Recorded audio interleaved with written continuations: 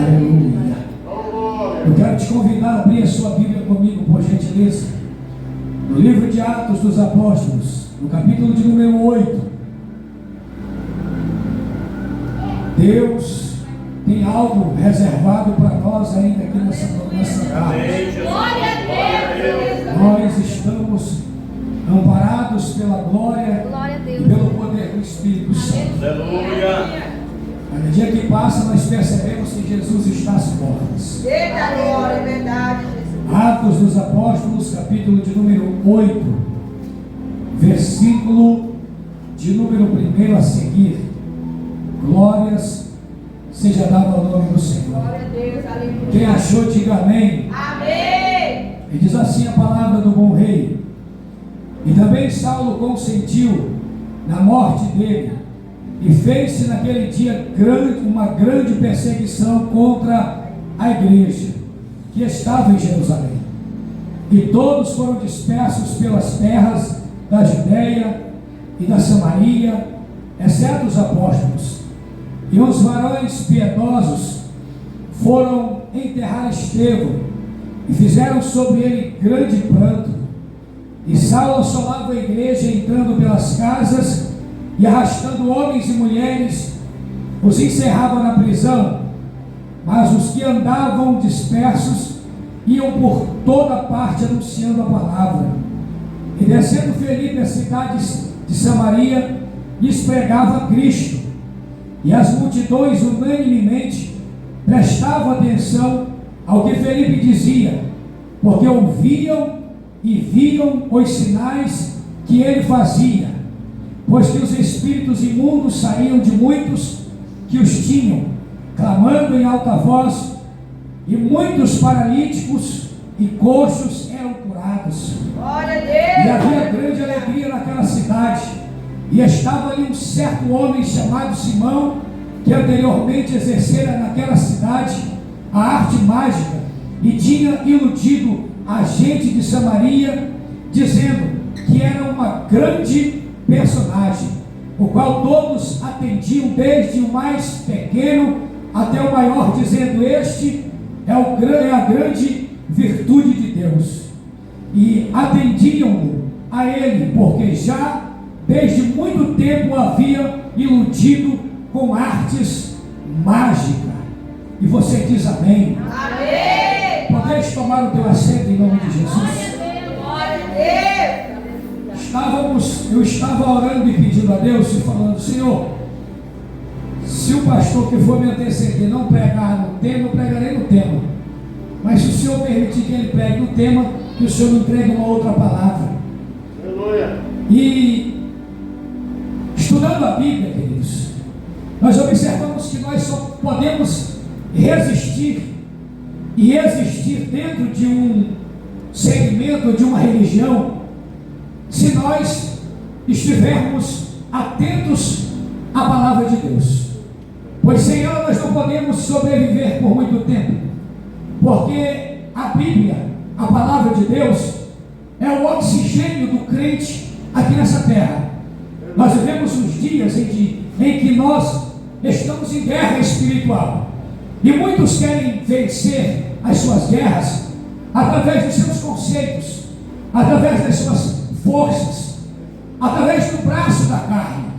Mas nós observamos à luz da Bíblia que sem a instrução bíblica o crente, ele não pode vencer um palmo do seu nariz. Pois nós sabemos que ela é o manual do crente, ela é a bússola do viajante, ela é o pão do faminto. E nós entendemos que sem essa palavra nós não permaneceremos de pé por muito tempo. E quando nós lemos esses versículos que ora acabamos de ler com a igreja, nós observamos o quão grande é o ataque de Satanás contra as famílias, contra a igreja de Cristo. Quando eu falo sobre a família, eu me refiro sobre a igreja, pois uma igreja é formada de família, e uma família formada de uma igreja. E nós sabemos que é justamente o alvo de Satanás é a igreja, é a família. É por isso que nós precisamos entender que Satanás não parou de agir, ele não parou de atuar no nosso meio. Ele continua trabalhando através dos séculos até aqui, porque o objetivo dele é destruir, é simplesmente tirar a igreja de rota, tirar a igreja do seu foco, tirar a igreja daquilo que ela mais ama, que é Deus, a família. E nós, quando observamos o que lemos aqui, o próprio Saulo pega essa base a partir do versículo de número 3, que o próprio Saulo havia, ainda antes de se converter, ele tinha uma raiva grande, por causa que o povo de Deus ainda ministrava e acreditava em Cristo e no batismo com o Espírito Santo. Então Saulo, ele tinha um ódio, porque ele não gostava de ver o povo de Deus reunido e unido na presença do Senhor. E ele pede justamente essas cartas com o consentimento do rei, para poder entrar no meio das casas. Observe, a casa é justamente o alvo de Satanás. Ele entra nas casas para tentar tirar as famílias, separar o esposo, separar a esposa, abandonar os filhos dos seus pais, tirar eles para fora, encerrá-los na prisão, porque o objetivo de Saulo naqueles dias, impulsionado pelo inimigo, era justamente colocar as famílias na prisão e permitir para que eles pudessem olhar do lado de lá para suas famílias e tivesse o desejo de estar com as suas famílias.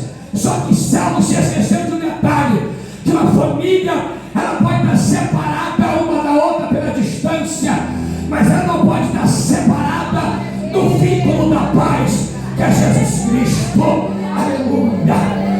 E justamente isso que o inimigo queria fazer. Ele queria separar as famílias. E a Bíblia vai dizer para nós que quando Saulo arrancava as famílias, os homens, as mulheres, para fora das suas casas, maniatava eles, humilhava eles e fazia com que eles tentassem abandonar a sua fé, para que eles pudessem ter liberdade e não ir para a prisão.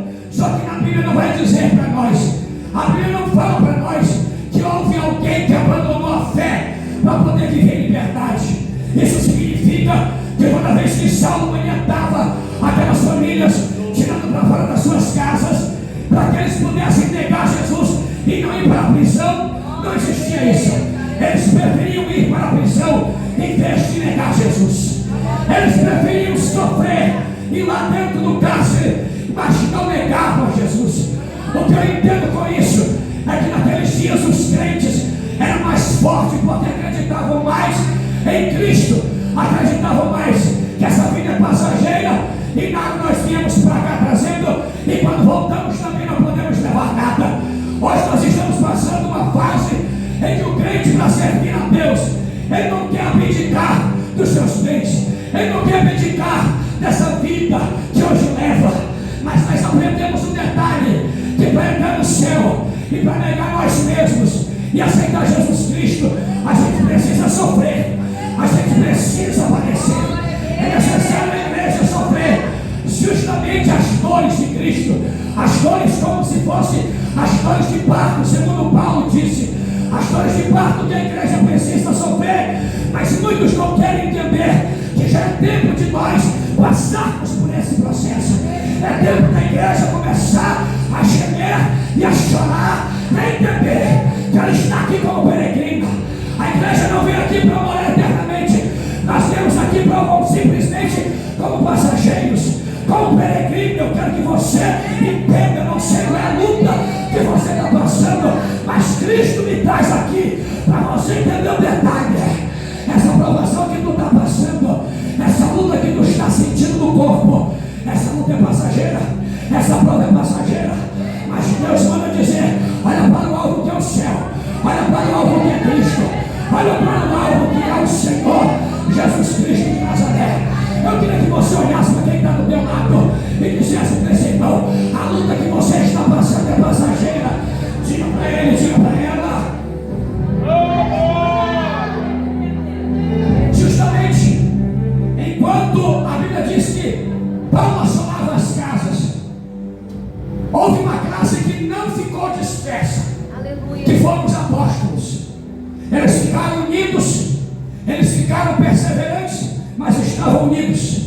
Eles não se dispersaram por nenhum que o povo de Deus, eles se dispersaram, entre eles os diáconos se dispersaram. E que eu aprendo nessa leitura é que Deus sempre tem um agente especial para revelar no meio de uma crise.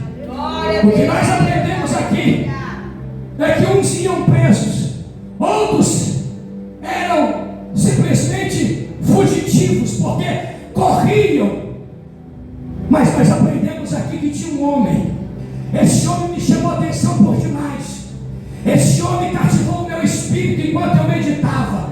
Esse homem chamado Felipe. Porque o povo não estava no meio de um avivamento. Porque perseguição é perseguição. Avivamento é avivamento pela palavra. E muitos dizem que quando nós somos perseguidos, nós somos avivados, é conversa. Perseguição é perseguição. O avivamento é gerado pela palavra. Palavra que não gera avivamento não é palavra. É argumento, expectativa humana. Mas quando eu li sobre esse homem Felipe, o meu espírito simplesmente saltou para fora. Porque eu comecei a perceber que Felipe não estava olhando a perseguição, pastor. Ele estava olhando almas. Eita glória! Ah, irmão, entendeu? Felipe não estava olhando a perseguição. Felipe estava olhando almas. E o que me chama a atenção é que Felipe desceu para um outro lugar. Em meio à perseguição, Felipe olhou e disse: aqui não posso ficar. Eu vou atrás de almas, eu sei onde eu vou. Eu vou até Samaria. Sabe por que ele desceu a Samaria? Porque Samaria não era avivada. Porque Samaria tinha a idolatria. Porque Samaria, o pecado estava fedendo nas nareiras de Deus. E Deus queria usar alguém, mas ninguém, os apóstolos não queriam, os demais não queriam. Deus vai permitir aquela perseguição e permitiu que no meio da perseguição explodisse alguém, o agente de Deus, alguém que Deus escolhe entre os milhares, alguém sempre que Deus escolhe quando ninguém escolhe, alguém que Deus chama quando ninguém chama, alguém que Deus diz: é você que eu vou usar quando ninguém diz que eu vou usar. Ai, ai, ai. Talvez eu esteja pregando para alguém aqui nessa tarde que ninguém está dando um tostão furado para você. Mas Deus está fazendo eu narrar a história de Felipe para você entender que Ele deu um chamado na tua história, Ele deu um chamado na tua vida, Ele te chama de uma forma que muitas das vezes a gente não entende. Ah, no meio da perseguição Deus chamou quem? Esse Felipe. E a Bíblia vai dizer para nós, igreja, que quando ele desce para Samaria, ele começava a pregar em Samaria. Ele começava a divulgar sobre o reino de Deus. Uma das expectativas que muitos têm deixado para lá, que eu ainda continuo com ela no meu coração, é a expectativa de que o reino de Deus é manifestado no meio do povo de Deus. Muitos não acreditam nisso, é verdade, mas ainda continuo acreditando que o reino de Deus é necessário se manifestar no nosso meio, para que nós possamos nos arrepender, para que nós possamos nos aquebrantar, para que nós possamos nos voltar para Cristo e entender que Ele é o autor e consumador da nossa fé, e é por Ele e para Ele que são todas as coisas. Aleluia. Ele desce até Samaria. Samaria era somente um povoado que era pura idolatria. E quando eu li sobre isso, eu percebi que o povo daquele lugar não dava a mínima para o que Felipe estava pregando. Mas a Bíblia me faz entender que quando ele chegou em Samaria e ele começou a pregar sobre o reino de Deus, começou a macetar o pecado, começou a destruir a idolatria. A Bíblia me faz entender que o povo começou a ser atraído por ele. Olha para mim, Deus ainda tem unção para nós, aquela unção que quando pregamos na autoridade, na ousadia, o povo é atraído pela palavra. E Deus está me dizendo aqui nessa tarde: eu vou derramar unção sobre alguns aqui hoje, que essa unção vai ser não de atrair pelo que você tem, mas o povo será atraído pela unção que eu vou derramar sobre a tua vida a partir de hoje. Quem pega essa palavra? Quem pega essa palavra? Quem pode dar glória a Deus?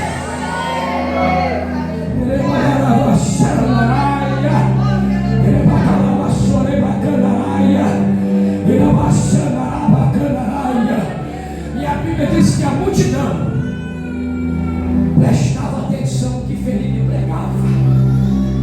Sabe o que ele tinha atenção? Alguém disse para mim dias atrás: pastor, eu fico perplexo de ver que quando o senhor está pregando, o povo fica observando e diz que isso é bom, porque se pula muito, se grita muito quando a gente prega. Se sair lá fora e você perguntar o que foi pregado, ele não sabe. É verdade, Jesus. E eu estou naquele nível que o que mais me importa é que a palavra seja lançada aos ouvidos da igreja. Porque a fé não é gerada pelo teu pulo, a fé não é gerada pelos nossos gritos, a fé é gerada pela palavra. Porque quando nós lemos Romanos 10:17, o apóstolo São Paulo vai dizer claramente: de sorte que a fé, ela vem pelo ouvir, e o ouvir da palavra. Aleluia, aleluia. A palavra ainda gera fé. A palavra é que gera essa fé quando nós ouvimos. E sabe o que eu aprendi, igreja? É que se nós não tivermos a palavra, nós não podemos ver milagres, nós não podemos contemplar a glória de Deus sobre as nossas vidas. E esse homem chamado Felipe, quando pregava, a multidão ficou perplexa e foi chamada a atenção para perto dele, rodeando ele. E a Bíblia diz que ele começava a pregar e o povo os ouvia. E a Bíblia diz que havia sinais e maravilhas. Os endemoniados eram libertos. E uma das coisas que eu quero que você entenda, eu não sei se você que me ouve aqui tem parente que está no mundo das drogas, do vício, do alcoolismo, da prostituição. E talvez você deve ter colocado ele em um centro de recuperação. Eu quero te dar uma triste notícia, não desfazendo dos grandes centros de recuperação.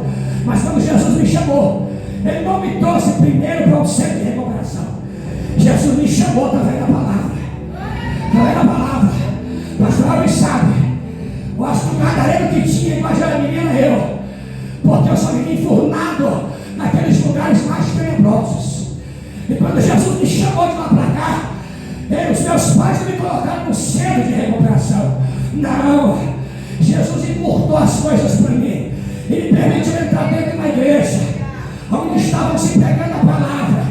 E através da pregação da palavra, eu aprendi que é pela palavra é que o pecador é convencido, é pela palavra que o vício sai, é pela palavra que o milagre acontece, é pela palavra que as algemas caem por terra. Eu vou te dizer isso nessa tarde, e Deus vai nos dizer: Ele vai derramar dons espirituais, principalmente o dom da pregação da palavra sobre alguém aqui nessa tarde. Ei, Deus vai te usar pela palavra tu vai ver aquele gadareno da tua família, o gadareno que está no teu bairro se converter pela palavra. Só quem pega, só quem pega, só quem pega. Levanta a tua voz, levanta a tua voz, levanta a tua voz e adora, adora, adora. Ei, nossa, ei, bacana, raça, ele bacana, abaixando a raia. E calabaçou e quereia, e canarabaxando a raia, ui que devlasse coube a séria, e canarabaxando a raia. Eu quero chamar atenção, é que o povo prestava atenção ao que Felipe dizia. Glória a Deus, crente, nós temos que prestar atenção ao que os pregadores dizem, porque se nós não prestarmos atenção, nós jamais receberemos de Deus a libertação que nós buscamos para um parente, ou a cura que nós buscamos para nós. Porque nós aprendemos que através de ouvir a palavra é que acontecem milagres no nosso meio. Pastor Bé estava contando o testemunho do filho. Há 3 anos atrás, 4 anos atrás, passei pelo mesmo processo. O mesmo processo. Meu filho tinha acabado de fazer 15 anos. Eu fui para o trabalho. Quando estou trabalhando, a minha esposa liga, o filho, o Ezequiel acabou de acordar. E eu olhei para ele, um caroço gigante na garganta dele. E ela em desespero, eu trabalhando com sangue quente, eu disse: acalma, não é nada, talvez só foi uma inflamação de garganta, não, está esquisito. Eu larguei tudo no trabalho e desci para casa. Cheguei em casa, meu filho não conseguia beber água.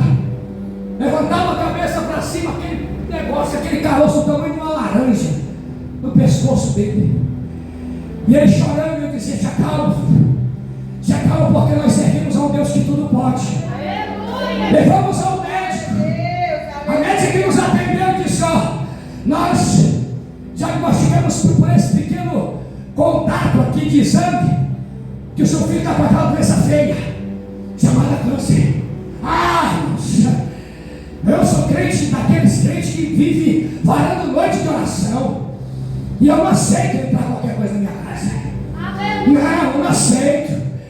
Minha esposa se desesperou, querendo desmaiar, o filho querendo desmaiar, e eu mantenho a guarda de pé, de calma. Vamos para casa, vamos orar. Vamos orar porque Jesus ainda cura. Vamos para casa porque o Deus que eu sirvo ainda pode muita coisa. E Deus está nos preparando, pastor. Você acabou de fazer 70 dias de oração na igreja. 70 dias ininterrupto. Ininterrupto nós tínhamos terminado. A tia do pastor estava com a gente nesse dia, orando, a Nívia também. E quando eu cheguei em casa, eu disse para minha esposa: vamos fazer campanha de oração de novo. Eu disse: para que mais campanha? Acabamos de fazer 70 dias, vamos dobrar a campanha. Vamos dobrar a campanha. Jesus não me deu filho para poder passar assim, não. Menino dentro de casa, menino nasceu perfeito, sem nenhum problema. Não, eu não aceito. Vamos para a guerra. Vamos para a guerra. E começamos a fazer 3 dias de oração, de campanha de oração, com 3 períodos por dia, em jejum de oração, meu pastor. 3 dias. No 3º dia, coloquei o óleo ungido na mão e coloquei no pescoço dele e disse: vai dormir, filho. Mas só isso, pai, vai dormir. Vai dormir que amanhã Deus tem vitória para nós. E quem me vê, é desse jeito que eu falo em casa mesmo. Eu sou muito espontâneo nas minhas palavras. Eu disse: ele vai dormir porque amanhã tem vitória para nós. E no outro dia fui para o trabalho. Cedo fui para o trabalho. Às 9 horas da manhã a esposa liga lá, chamada de vídeo. Eu olhei, o diabo veio meu ouvido e disse: entra na dúvida e no medo, porque teu filho foi curado. Deus está falando para alguém aqui: não perca a tua esperança nem tua fé. Jesus ainda não mudou, ele é o mesmo de ontem, hoje e eternamente. Continua na fé, porque a fé, ela abre caminho para você passar. E quando a esposa fez a chamada de vídeo, chorando, disse: acalma, me explica o que está acontecendo. Ela disse: amor, o Ezequiel acabou de levantar gritando, e eu fiquei desesperada. E eu disse: que foi, meu filho? Eu disse: mãe, sumiu o caroço da garganta. Sumiu o caroço da garganta.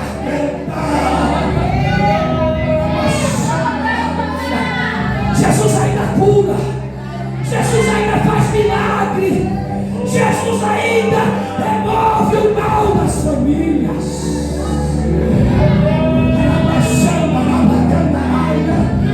Só você que acredita, dê glória a Deus.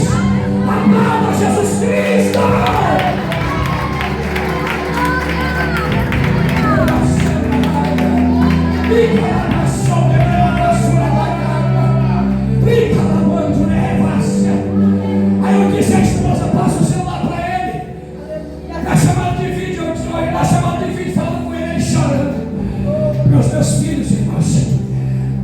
criado desde o berço, nasceu no berço. Meu filho tem 21 anos, nunca se desviou. Glória a Deus. O outro vai fazer 18 anos, nunca se desviou, nem um dos meus filhos. Glória a Deus. Tem uma menina de 10 anos, que é o meu maior tesouro dentro de casa. E eu cuido da minha família como se fosse realmente um leão bravo, se Satanás entrar. E aí quando eu falei para o meu filho, e aí meu filho, para onde foi aquele caroço? E ele disse, pai, foi no quinto dos infernos. Glória a Deus. E eu disse, quem te curou, Ezequiel? Ele disse, Jesus me curou, pai. Jesus me curou.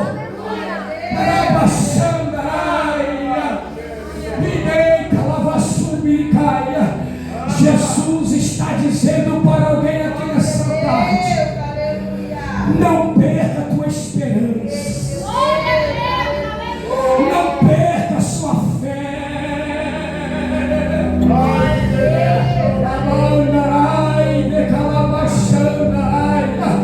Fica de pé comigo, por gentileza.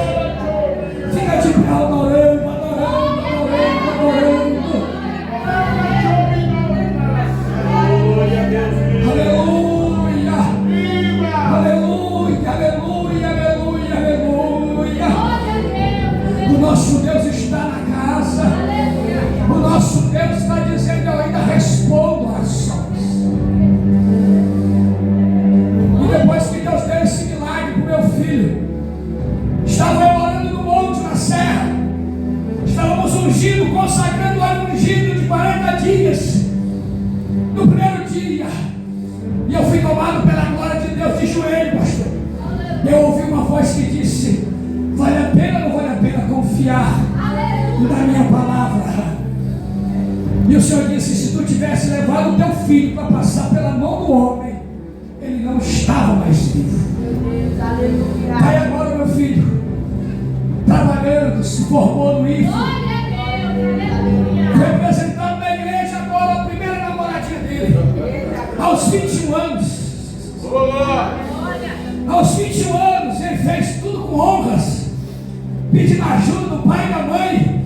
E eu olhei para minha esposa e disse: nós não fomos o que esses meninos estão sendo, mas vamos continuar sendo baluarte para eles.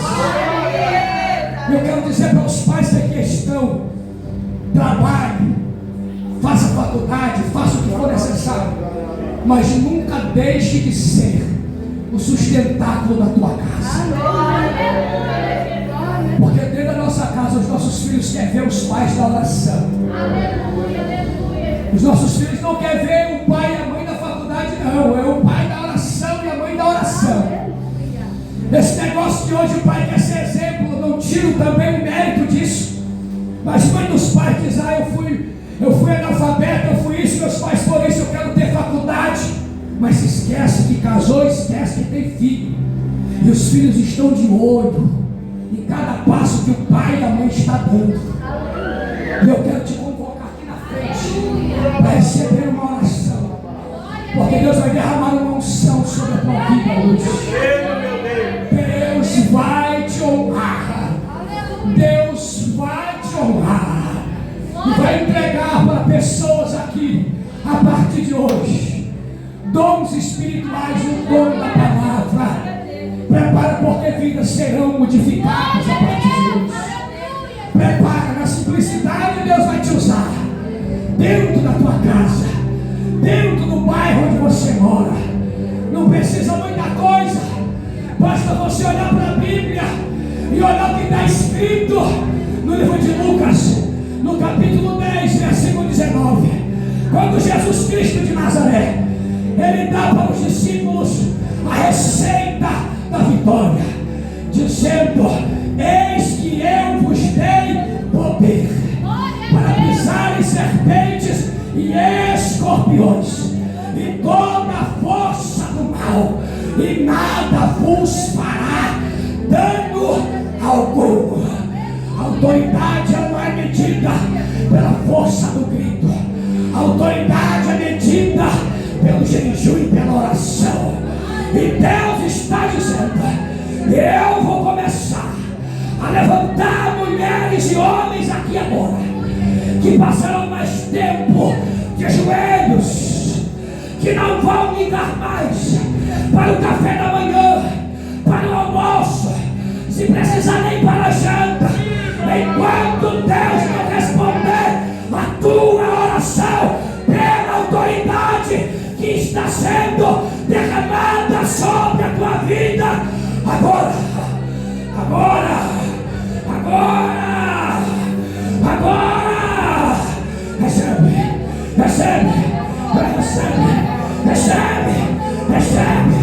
recebe,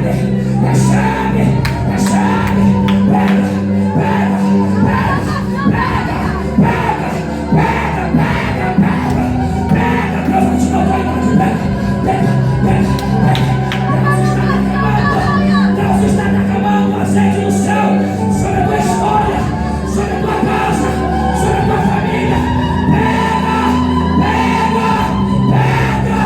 Recebe.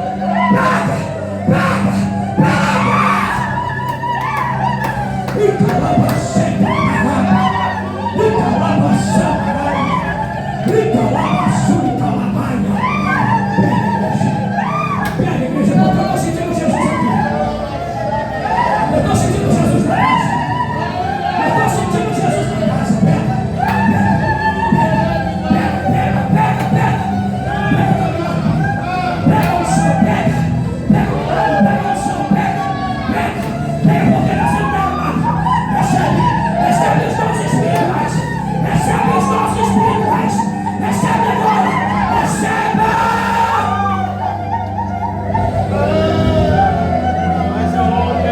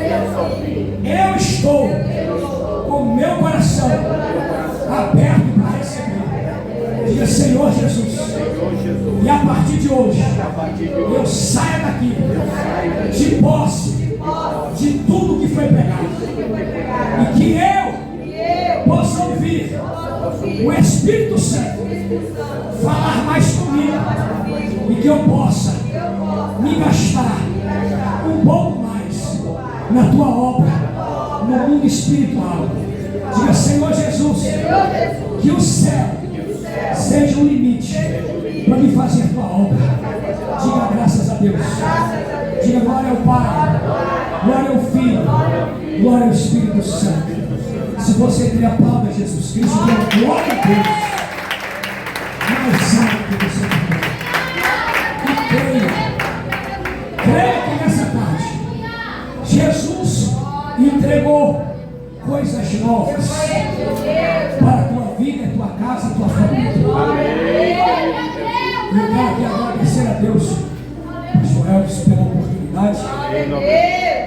Que Deus continue abençoe também. Toda a minha empresa, todos os obreiros. Pastor André, que Deus continue abençoando cada vez mais. E eu sou eternamente grato.